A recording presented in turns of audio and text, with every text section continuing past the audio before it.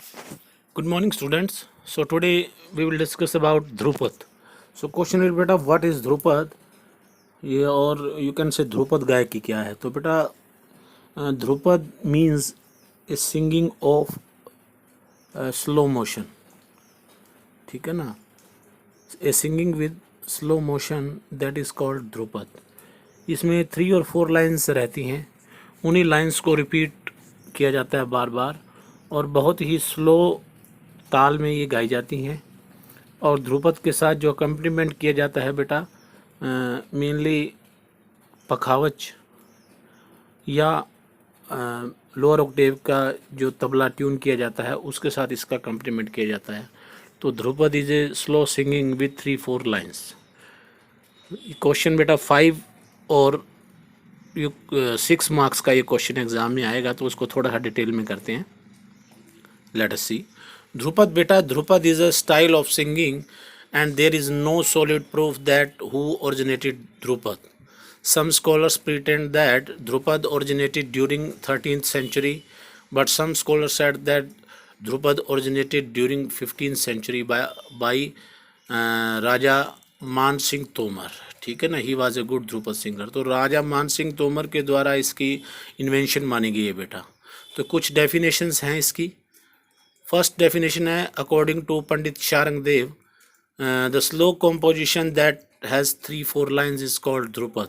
ठीक है ना, वही बात रिपीट हो रही है बेटा. 3-4 लाइनों की एक ऐसी कॉम्पोजिशन जिसे बिल्कुल स्लो लय में, ठीक है ना, यू कैन से धीमी गति में गाया जाए, वह ध्रुपद है. और सेकंड, भरत मुनि क्या लिखते हैं जिन्होंने नाट्य शास्त्र लिखा, the regular slow composition that is tied with some rules is known as Dhrupad.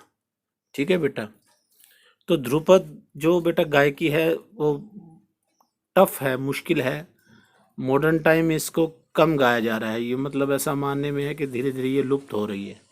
तो इसके बहुत कम ही लोग गाने बजाने वाले ध्रुपद को बचे हैं, क्योंकि इसको गाना भी मुश्किल है और इसके साथ अकम्पनीमेंट करना जैसे पखावज या तबला बजाना भी मुश्किल है.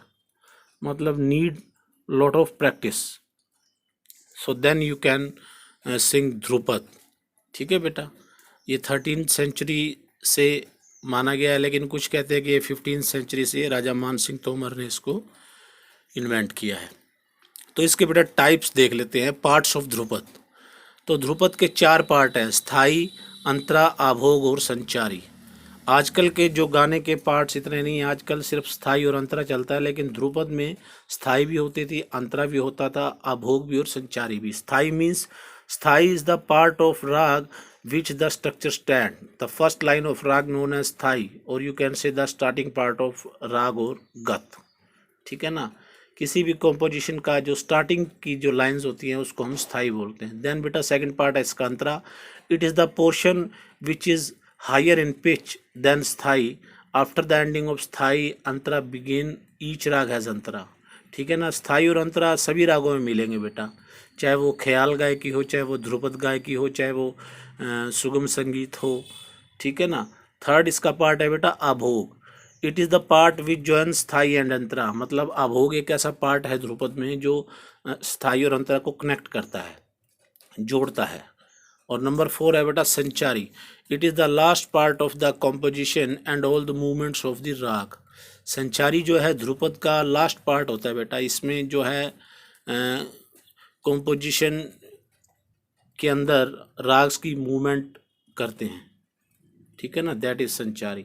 सो बेटा मेन थिंग इसकी व्हाट इज ध्रुपद पता लग गया आपको क्या है ध्रुपद. A singing with 3-4 lines.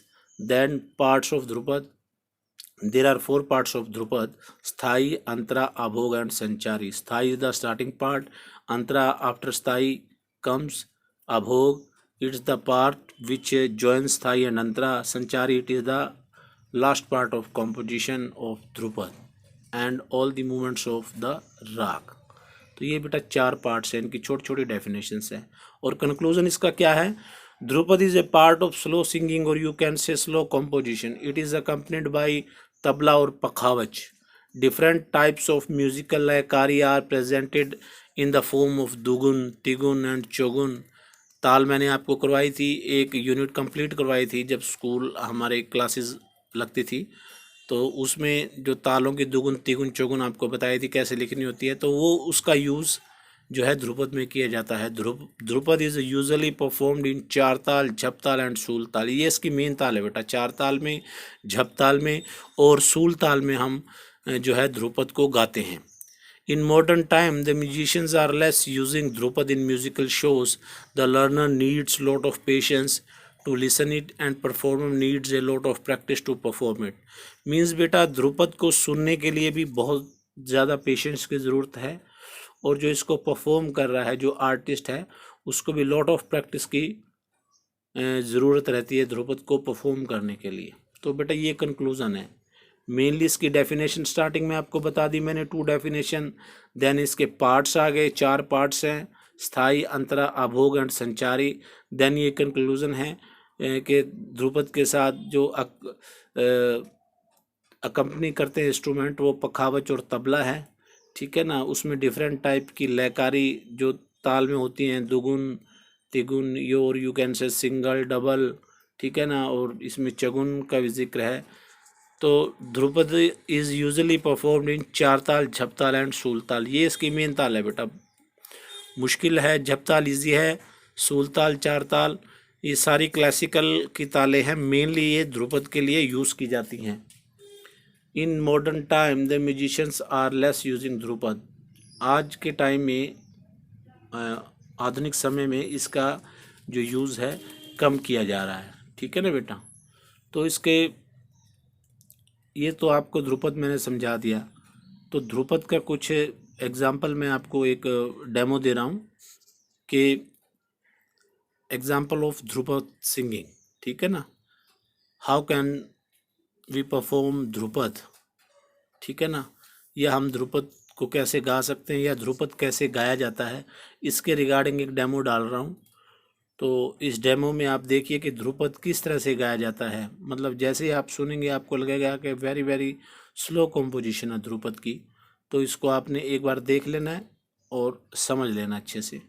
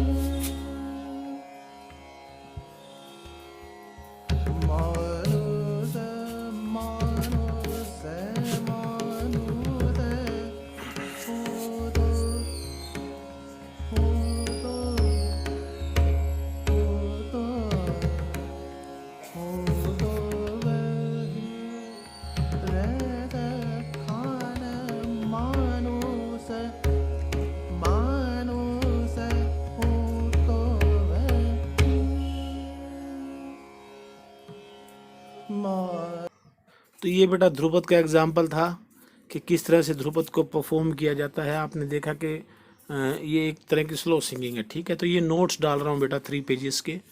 तो 5 मार्क्स या 6 मार्क्स के लिए आएगा। अगर तो सिलेबस सीबीएसई रिड्यूस करती है, कम करती है, देन तो 5 मार्क्स का ये रहेगा। अदरवाइज़ ये 6 मार्क्स का एग्ज़ाम में पूछा जाता है। तो इसमें से एमसीक्यूज़ भी आते हैं बेटा, इसको ध्यान से पढ़ लेना है कि who gave definition of Dhrupad, option में शारंगदेव, भरत या जो भी ऑप्शन मिले तो आपने टिक कर देना। इसको भी पेज नंबर 1 है, ये नीचे लिखा हुआ है, इसको नोट कर लेना है। देन इसका बेटा पेज नंबर 2 जो है, इसमें MCQs, how many types of dhrupad, ठीक है ना, या how many parts of dhrupad. Then you can write 4 part, ठीक है ना। What is the definition of abhog, तो अभोग में आप इतना ही लिखेंगे अभोग जॉइंस थाई एंड अंतरा, ठीक है ना। What is the last part of dhrupad, then option में संचारी मिलेगा, देन आपने संचारी टिक करना। What is the second part of Dhrupad. तो इस तरह से MCQs रहते हैं बेटा। वो what is the starting part of Dhrupad, तो आपका आंसर रहेगा स्थाई। तो इस तरह से इस पेज को भी आपने नोट कर लेना है, पेज नंबर 1 और ये पेज नंबर 2, इन दोनों को नोट कर लेना।